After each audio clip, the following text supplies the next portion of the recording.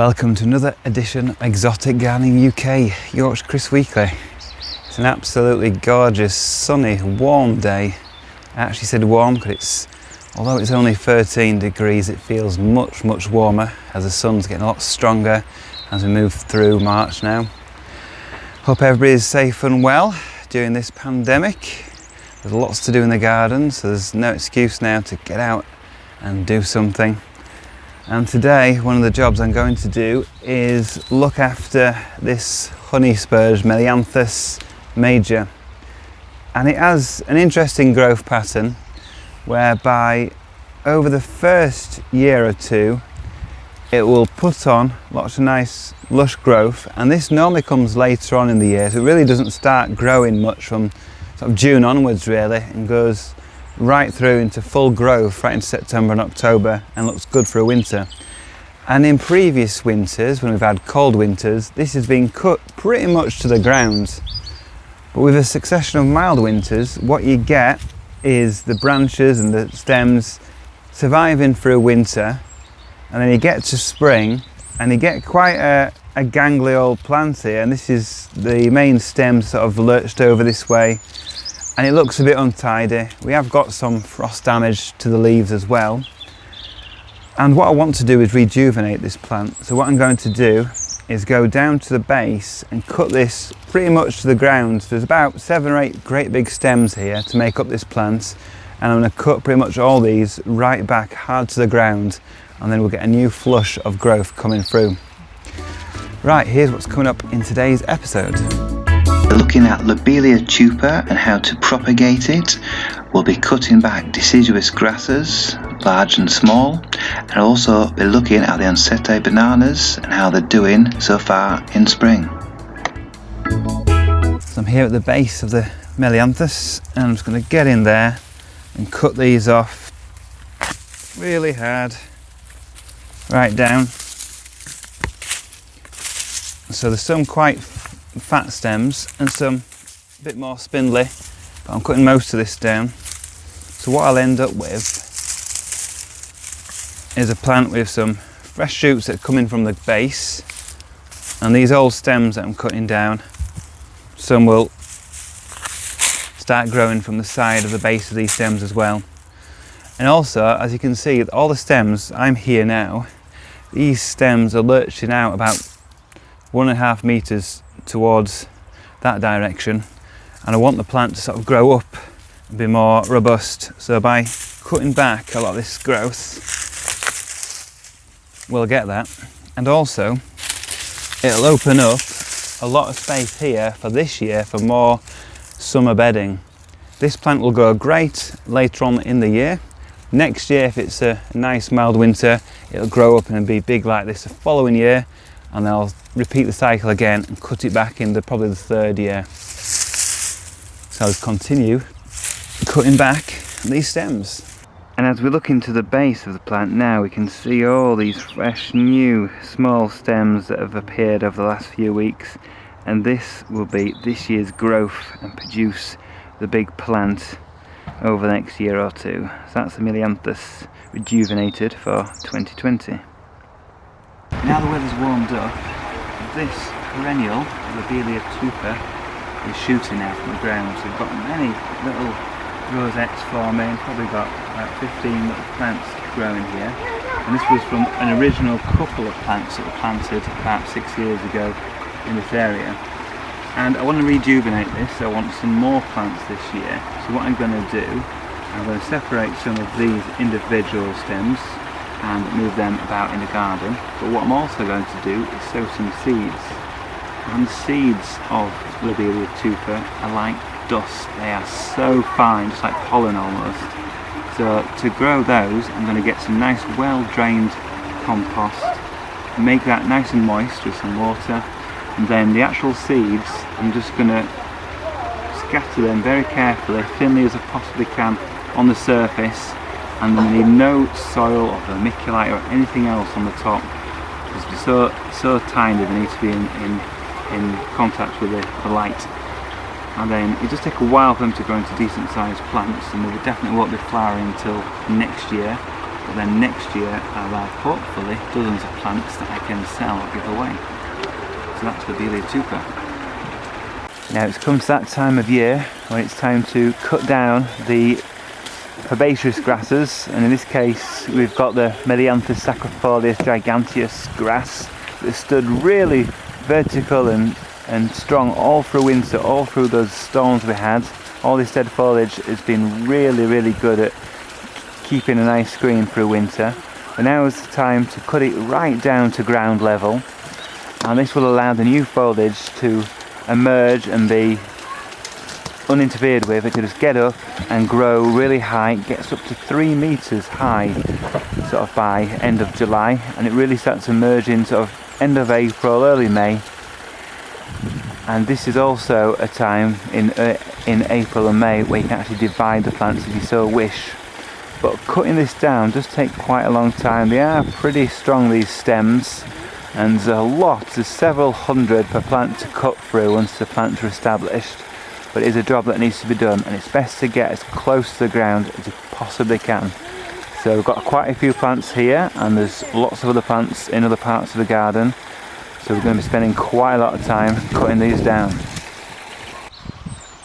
And now it's all the miscanthus grass cut down, and that reveals a nice view down the garden, and soon it won't be long before the new shoots start growing, and with a great big green wall once again for summer. Now this miscanthus grass is much easier to cut down. This is Miscanthus zebrinus, or the zebra grass, which have its nice yellow stripes going across the foliage, and this is much thinner stems, so I can just use the shears to cut this down to ground level. And we've actually got some new growth already appearing down here, so some of that will be lost, but much more will follow on over the next few weeks. So I'm just going to get the shears, go down to the base and cut that down. As you can see, it's nice and easy, and also it reveals the nice alliums that I've got growing in between the grasses, which will flower in May. I'll just continue going across, cutting this down, and then that's ready to grow along with the Miscanthus giganteus. Now, if you've been watching my earlier episodes, you'll know that my greenhouse flooded twice over winter, and the Ensete bananas that have been dry storing in here got absolutely soaked, and they were cold and in water for weeks at a time. And I thought all of them had died, but it looks like out of about 15-20, a few of them have survived. Not many, but you can see there's green foliage on a few of those now. The plants do look awful and look pretty much dead, but there is a bit of hope. So what I'm going to do is clean up all these plants, take away all the dead foliage, and then, as you can see, they're just in empty pots. They've just been sat here, and they're still very heavy because they're still absolutely full of water from when they've been flooded and soaked up a lot of water. But I'm going to put some compost in there, not water them at all, and hopefully these will come good, and I'll have at least a couple of my Ensete bananas to grow in this summer. So hopefully your Ensetes are looking much better than this. If you've been storing them in a loft or a cupboard or greenhouse conservatory, whatever, I hope looking a bit more lively than this, because these are just literally hanging on. So let's see if these survive over the coming weeks. Fingers crossed they do. And here's nature working at its best. On the right hand side you can see an Allium purpureum that's growing nice new foliage, and then all around you can see loads and loads of seedlings that are just popping up in this grit, and these are from the Allium seed head from last year, and there's literally hundreds of new plants emerging all around here. So if I wished, I could pot some of these up and grow them on, and in 3 or 4 years time we'll have flowering sized plants and bulbs.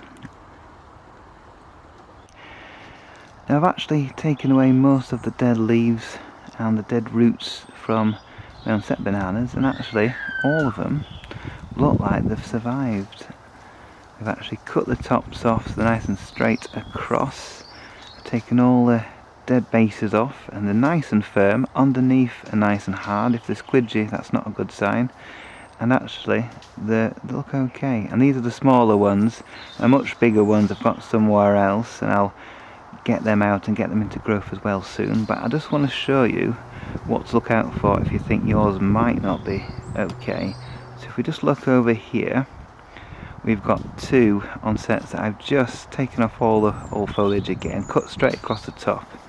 Now the difference between these two is the top one, it's nice and white, the cut edge is really white, there's no smell at all, and it's white right through to the centre.